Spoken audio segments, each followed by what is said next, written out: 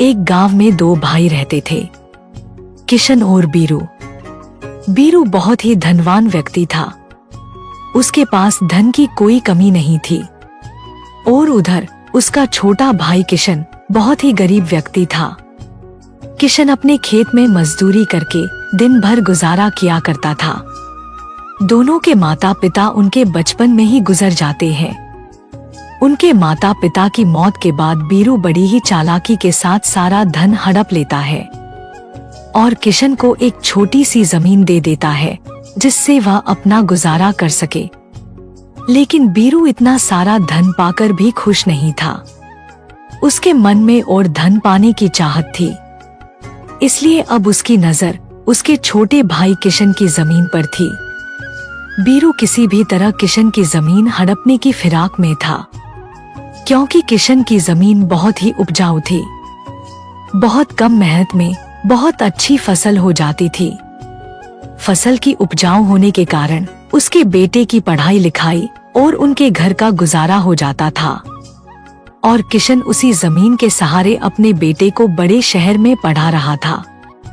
ऐसे ही बीरू एक दिन किशन के पास जाता है। अरे किशन, कैसे हो मेरे भाई? मैंने सुना है कि तुम अपने बेटे को शहर में पढ़ा रहे हो और इतनी कम जमीन में खेती कर रहे हो। तुम ही बताओ, इतनी कम जमीन में खेती करके भला तुम अपने बेटे को कैसे पढ़ा पाओगे? उसकी पढ़ाई और खर्चे के लिए भला पैसे कैसे जोड़ पाओगे? क्या तुमने सोचा है अभी शहर में कितने खर्चे रहते हैं? वो तो है भाई, आप ठीक कह रहे हो, पर मैं कोई न कोई तो इंतजाम कर ही लूंगा। अगर इंतजाम ना हो पाया तो मैं सरकारी लोन ले लूंगा। लेकिन मैं अपने बेटे को पढ़ा लिखा कर बहुत बड़ा आदमी बनाऊंगा। मैं उसे मजदूर नहीं बनने दूंगा ताकि उसे मेरी तरह दर दर की ठोकरें न खानी पड़े। अरे मेरे छोटे भाई किशन, ये कैसी बातें कर रहे हो तुम? मेरे होते हुए तू किसी और से पैसे क्यों मांगेगा और क्यों लोन लेगा? अभी तुम्हारा बड़ा भाई जिंदा है और जब तक मैं जिंदा हूँ तुम्हें किसी और से पैसे मांगने की कोई जरूरत नहीं है। आखिर मैं तुम्हारा भाई हूँ, मैं तुम्हारे कब काम आऊंगा? भाई, आप क्या कहना चाहते हो? मुझे कुछ समझ नहीं आया। मेरे कहने का मतलब ये है कि मेरे होते हुए तुम्हें अपने बेटे की पढ़ाई के लिए किसी और से पैसे मांगने की क्या जरूरत है? भला मैं तुम्हारे कब काम आऊंगा? भला मेरे होते हुए तुम किसी और से पैसे मांगोगे? क्या तुम मुझे अपना बड़ा भाई नहीं मानते? मैं तुम्हारा बड़ा भाई हूँ, मैं तुम्हारी मदद करूंगा, मैं दूंगा तुम्हें पैसे। सुनो भैया, मैंने आज तक कभी भी आपसे और किसी भी गांव वाले से पैसे उधार नहीं मांगे हैं, तो फिर अब मैं उधार कैसे ले सकता हूँ? अरे नहीं नहीं, कोई बात नहीं। तुम मेरे छोटे भाई हो, तुम मुझसे पैसे ले सकते हो और बदले में तुम अपनी जमीन को मेरे पास गिरवी रख देना। बाकी गांव वाले मेरे पास गिरवी रखते हैं। भैया, मैं आपके पास अपना खेत गिरवी नहीं रख सकता हूँ। इसी खेत के बदौलत तो मैं अपने बेटे रवि को शहर में पढ़ा रहा हूँ और मेरे घर का गुजारा मात्र यही एक खेत है। इसीलिए भैया, आप मुझे माफ कर देना, मैं आपको ये खेत गिरवी नहीं दे सकता हूँ। और मुझे विश्वास है कि मैं इसी खेत के जरिए अपने बेटे को पढ़ा लिखा कर एक बड़ा आदमी बनाऊंगा। मुझे माफ करना भैया, मैं ये खेत गिरवी नहीं रख सकता हूँ। ये सुनते ही बीरू बहुत गुस्से में अपने घर वापस चला जाता है। वह अपनी चिकनी चुपड़ी बातों से कुछ भी नहीं कर पाया। किशन भी अपने खेत में काम करने लगता है। ऐसे ही कुछ दिन बीत जाते हैं।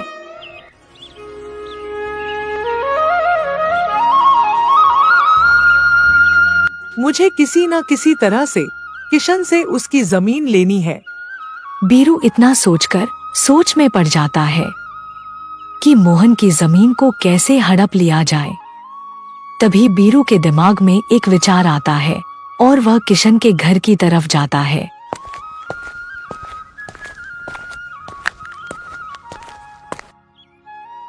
अरे किशन भाई, मुझे तुम्हारी खुददारी देखकर बहुत अच्छा लगा। मैं तुम्हारा बड़ा भाई होने के नाते तुम्हारी मदद करना चाहता हूँ और तुम भी मेरी मदद लेने से इनकार नहीं कर पाओगे। अगर तुम मुझे अपना बड़ा भाई मानते हो तो मेरी मदद लेने से इनकार नहीं करोगे। ठीक है भैया, कहिए आप मुझे क्या कहना चाहते हो। भाई, तुम चाहे तो मुझसे पैसे मत लो, ना ही तुम मेरे पास जमीन गिरवी रखो। भाई, तुम एक काम करो, गांव के दूसरे तरफ जो मेरी जमीन है वो तुम्हारी जमीन से 5 गुना ज्यादा है। तुम एक काम करो, तुम उस जमीन में खेती कर लो। उस खेत में हमेशा अच्छी फसल होती है। उससे तुम्हें काफी मुनाफा होगा और उससे मिले पैसे से तुम अपने बेटे की पढ़ाई पूरी कर पाओगे। और इसके बदले में मुझे कुछ नहीं चाहिए।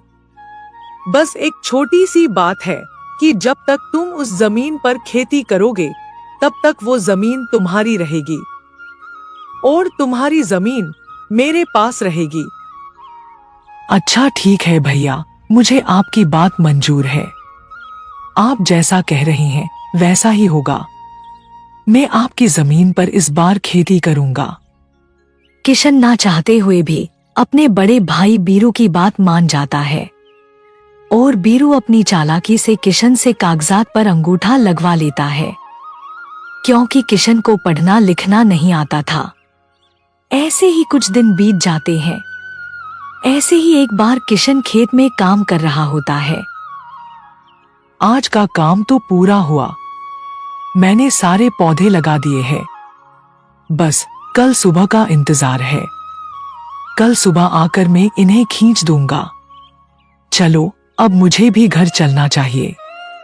दिन भर खेत में काम करते करते मैं थक गया हूँ और मुझे बहुत जोरों की भूख लग रही है। अब मुझे घर चलना चाहिए। इतना कहकर किशन खुशी खुशी अपने घर चला जाता है।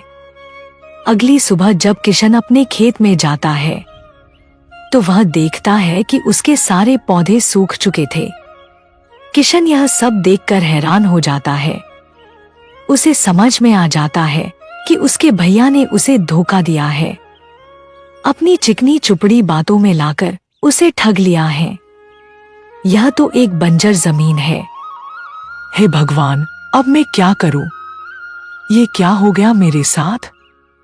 मेरा तो बहुत बड़ा नुकसान हो गया।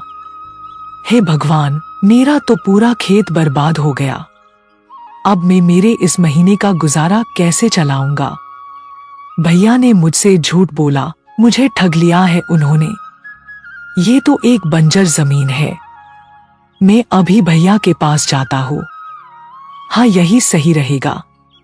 मैं उनसे कहूंगा कि मेरी जमीन मुझे वापस कर दीजिए। मोहन मन ही मन बहुत ज्यादा दुखी हो जाता है और अपने दुखी मन को लेकर अपने बड़े भैया बीरू के घर चला जाता है। उसके मन में हजारों सवाल घूम रहे थे।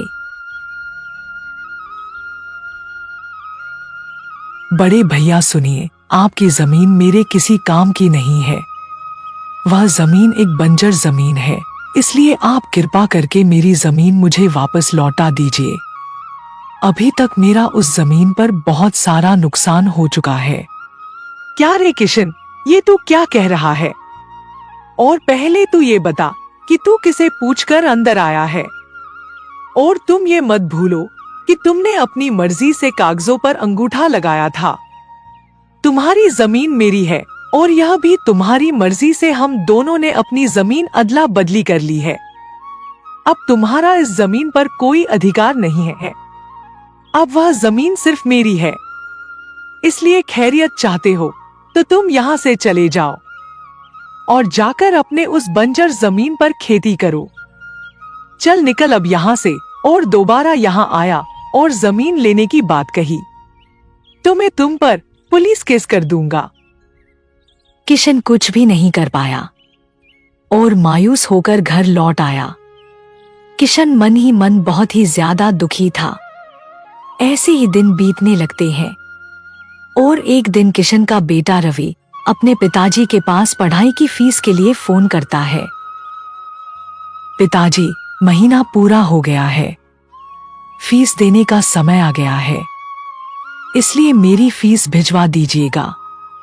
बेटा, मुझे माफ कर दो, अभी घर में कुछ समस्या आ गई है, इसलिए मैं तुम्हारी फीस अभी नहीं भेज सकता हूँ। मैं क्या करूँ, अभी घर की स्थिति बहुत ही खराब हो गई है, घर का गुजारा चलाना ही मुश्किल हो गया है। मुझे माफ कर देना बेटा, मैं अब तुम्हारी पढ़ाई के लिए पैसे की व्यवस्था कहाँ से करूँ? मुझे कुछ भी समझ में नहीं आ रहा है कि तुम्हारी आगे की पढ़ाई कैसे होगी। मेरे पास तो अब कुछ भी आय का स्रोत ही नहीं है। पर बेटा रवि के बार बार पूछने पर किशन सारी बात अपने बेटे को बता देता है। वह अपने बेटे को इस बात की जानकारी नहीं देना चाहता था, क्योंकि वह घर की परेशानी बेटे की बताकर उसे परेशान नहीं करना चाहता था। पढ़ाई की फीस समय पर ना मिलने के कारण राजू को अपनी पढ़ाई बीच में ही छोड़नी पड़ती है। अच्छा ठीक है पिताजी, मैं कल ही गांव आता हूँ, देखते हैं मिलकर क्या कर सकते हैं। आप चिंता ना करें, मैं कल ही आ रहा हूँ। रवि अपने गांव में वापस आ जाता है।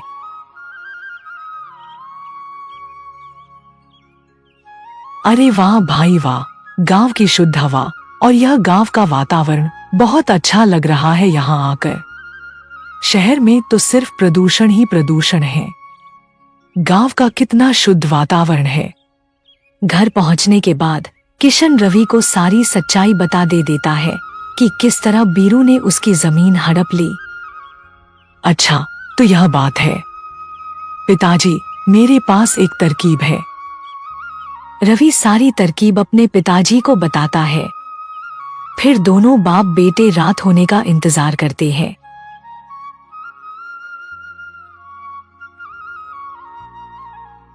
रात के 12 बज चुके थे। उस समय सारे गांव वाले सो रहे होते हैं कि तभी दोनों बाप बेटे खेत की ओर चल देते हैं और खेत में जाकर नकली सोने के सिक्कों के 2 मटके जमीन में दबा देते हैं।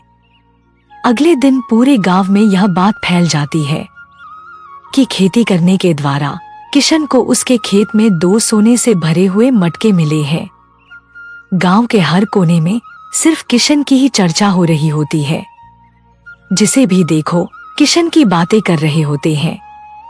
यह सब बातें बीरू सुनता है।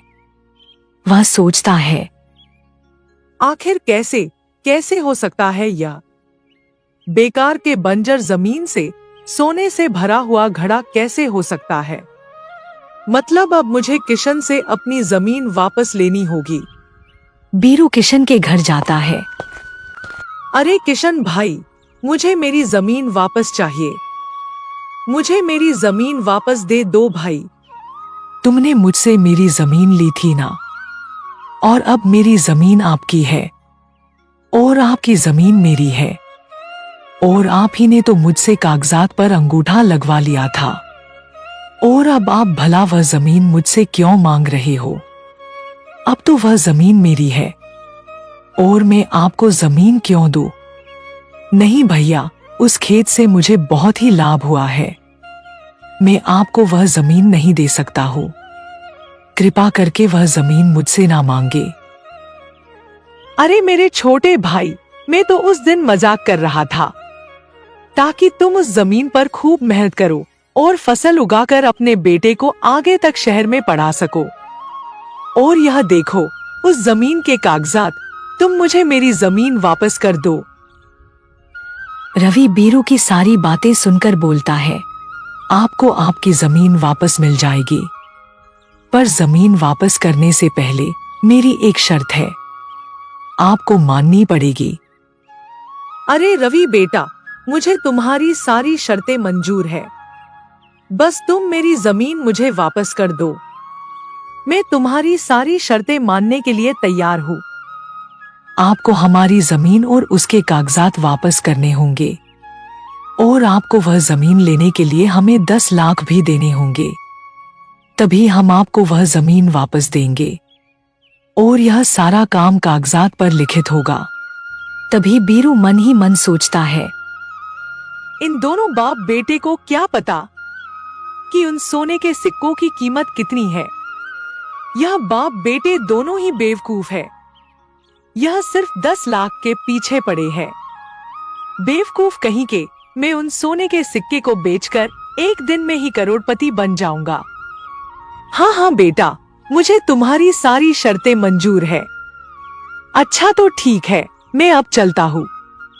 कल वापस आऊंगा, तब सारा काम निपटा लेना। अगले दिन बीरू सुबह सुबह ही किशन के घर पहुंच जाता है और सारे कागजों पर साइन कर देता है। सारी प्रक्रिया पूरी हो जाने के बाद बीरू तुरंत ही अपने नौकर मदन को लेकर खेत पर पहुंच जाता है। सुनो मदन, पूरा खेत खुदा डालो और मुझे तुरंत ही सोने से भरा हुआ घड़ा निकाल दो। जी मालिक, मैं अभी सारे खेत को खोद डालता हूँ। उसे कुछ भी नहीं मिलता है। यह देखकर बीरू बहुत ही चिंतित होने लगता है। मदन देखो कुछ मिला क्या? नहीं मालिक, अभी तक तो कुछ नहीं मिला है। मैंने तो पूरा खेत खोद दिया है। बेचारा बीरू अपने आप को कोसने लगता है। हे भगवान, यह क्या हो गया? मुझे तो कुछ भी नहीं मिला। मुझे तो उन बाप बेटों ने बहुत ही आसानी से मूर्ख बना दिया। साथ ही साथ जमीन के कागजात के साथ मेरे 10 लाख रुपए भी ले लिए मुझसे। मैं तो लुट गया, बर्बाद हो गया। मैंने किशन के साथ बहुत बुरा किया, इसलिए मेरे साथ बहुत बुरा हो गया। अब मैं क्या करूं? किशन ने दोनों घड़ों में नकली सोने के सिक्के डाले हुए थे जो वह शहर से लाया था।